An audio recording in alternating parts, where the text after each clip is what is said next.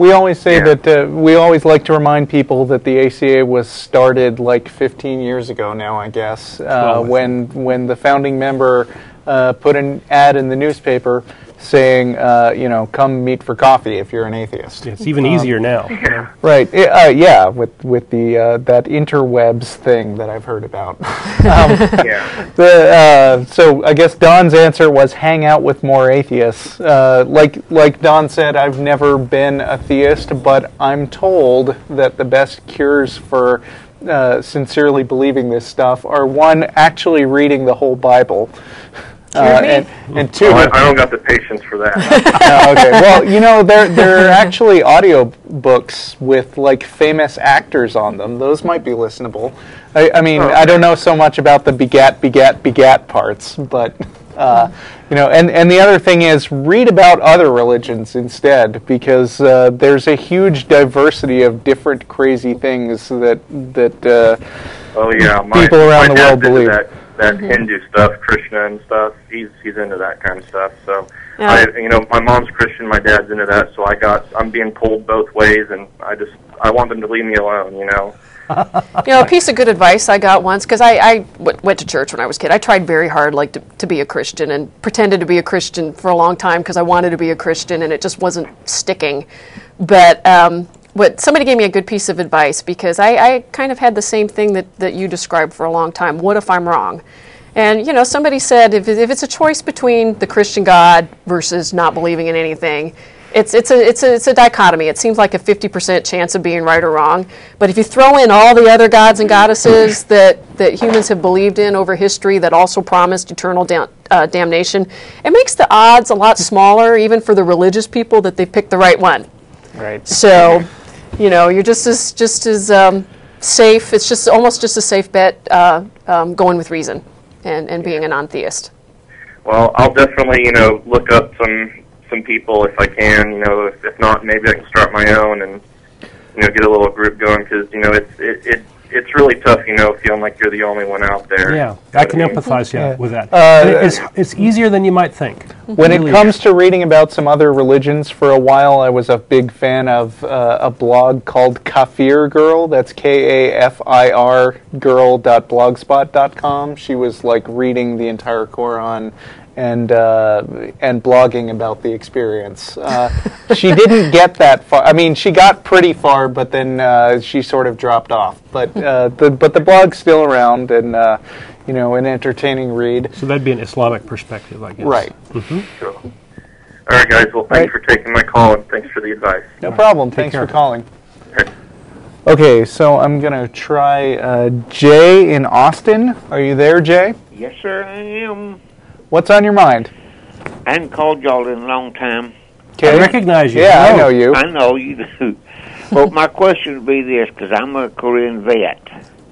I'm also a Native American. I don't believe in the Bible, but I have my own, what Matt used to say, outlandish spiritual belief in a way. And, okay. But anyway, what I was wondering, did she run across this in the service? Because I know when I was in Korea, we, as the Native American, was always put to the front to go out on patrol, because they said we had exceptionally good hearing and all of this. But when it came to going back to the church services, most of us had our own way of doing things, and I guess they thought we were stupid or something, but we had like more or less our own little powwows with our own fire and stuff like this, what we did. And there was another point. I am a gay man.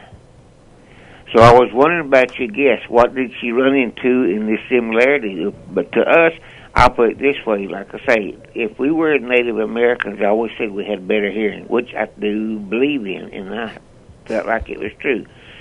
But they told us when we had to go to church, the Catholic priest come in, I just ignored him sometimes. It looked like, you're rude or something. But I didn't want to be brought up into it, because I was brought up into the Christian church and pulled away from it after really studying it and everything.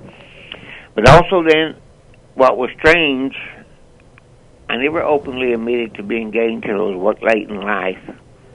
But the gay guys that were open about it, they were made houseboys. and waited on the officers in the quarters and stuff like that.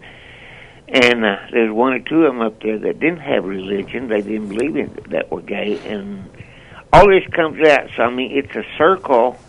And being in the military like that, you did feel prejudice in a sense of what was brought against you for as in being, you know, race-wise to me, and then also not being a religious person. Okay. So what's your question for Kathleen, Jay? Yeah, since she was in the military, what did she hear about any of this? Because now I understand that it's more open.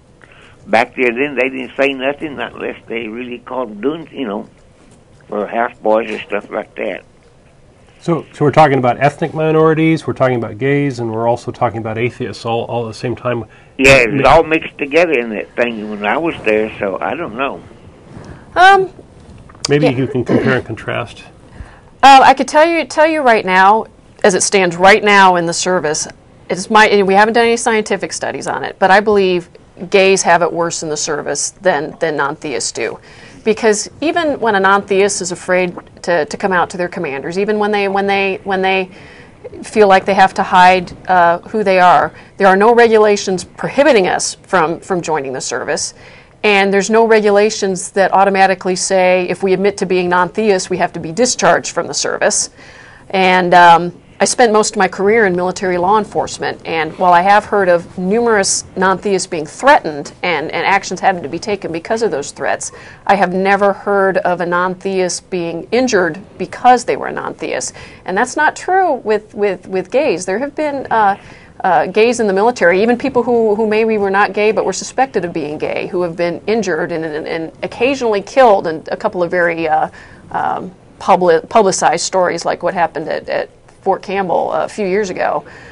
So right now, they've got a tougher row to hoe they got a tougher path than we do.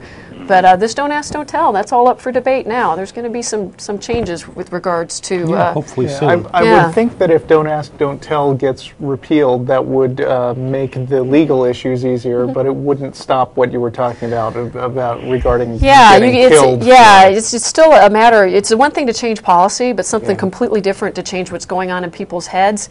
But, you know...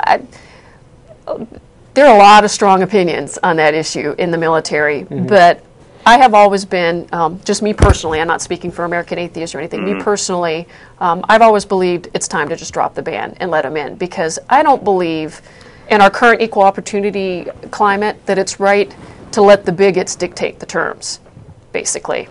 You need to set a standard. The standard is that they can come in and they can serve, and then it's up to the leaders to enforce the standard. You don't let the bigots dictate how the house is going to be run. All right. Now, I'm sure that if you're an atheist, they can still come up with some other reason to get rid of you, but they can't come out and say, well, it's because there's no regulation that says if you're a non-believer, we have to chapter you out under this regulation and put you out of the service. There's nothing like that, and there is right now for gays. And what about racial minorities? Is that problem largely solved in the military, or is it just like the rest of the United States? Yeah, there's still, at least it's been my personal experience from my position as a non-commissioned officer in the Army. You know, I've never been in any other branch of service, so I can't speak so much for the other branches. But there are still individual instances of racism, because again, you know, it all comes down to people, and people are gonna say and do things. But as to systematic, organized racism, I think we have come a long, long way, probably ahead of, in some ways, of the civilian population of making progress there. Yeah. Well, if we can go by the war movies that I've seen, every unit has to have a representative sample of a whole bunch of different minorities, and each one of them has to be a quirky stereotype of their particular. That must be how it works, right? Yeah. Jay, did you have anything else? There should be more or more atheist. I was just really curious as what went on, because it seemed like, well, we caught double duty, you know, being, like I said, Native American, because I always said we had better hearing. And I had a lieutenant, it was real strange. He came and he always would confide in me on his problems. And he more or less thought, well, okay, so we didn't believe exactly like, you know, because if he cheated on his wife, which a lot of them did over there, then they come back and they would say, well, maybe, you know, hey, we had a different way of believing that his conscience wouldn't bother him so much, I think. And I mean, it was really strange what you put up with him when you were in the service, and it was so many ways, and I just said, crap. I didn't open up, didn't do nothing, and I just said, take it as it comes. And I thank y'all for listening. All right, thank Thank you. you. Nice to hear from you again, Jay. See you later.